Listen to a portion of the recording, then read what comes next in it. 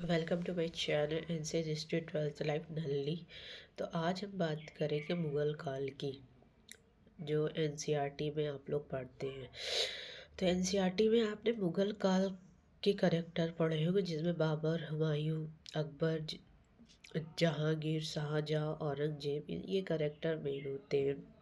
और इनको पढ़ने में आप लोग को थोड़ी दिक्कत तो आती होगी, क्योंकि पहली बार में हिस्ट्री में ये करेक्टर समझ में नहीं आते हैं।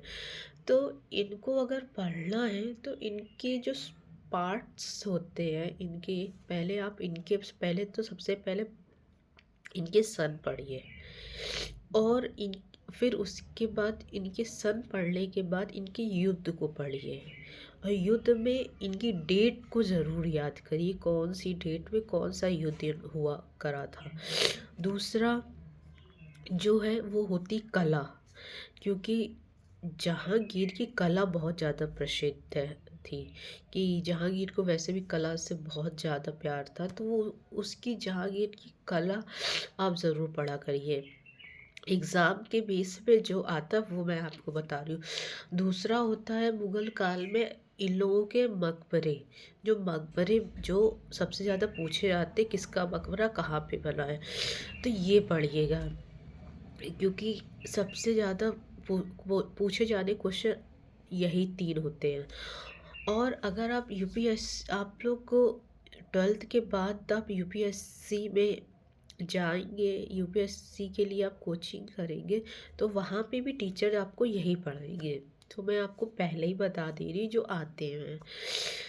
तो इसमें सब कुछ बच्चे शायद जेई के लिए चले जाएं, कुछ बच्चे नीट के एग्ज़ाम की तैयारी, कुछ बच्चे यूपीएससी के लिए जाएंगे।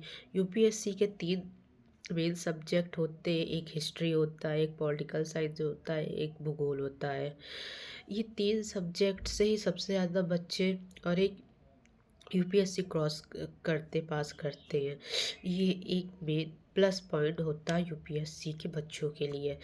तो इनको आप लोग एग्ज़ाम के बेस से अगर आप पढ़ना शुरू करेंगे, क्योंकि आप कुछ बच्चे शायद उस पे आर्ट साइड की तरफ जाने से थोड़ा बच्चे सोचते हैं आर्ट, लेकिन आर्ट साइड से ही सबसे ज़्यादा यूपीएससी में बच्चे क्रॉस करते। बीए पढ़ने के बाद कि जो बच्चे आपको मिलेंगे वो यूपीएससी में ही तुरंत चले जाते हैं, और वो कोचिंग करने के लिए, क्योंकि उन्हें पता होता है कि उन्हें कितना लिखना है, कितना नहीं लिखना है।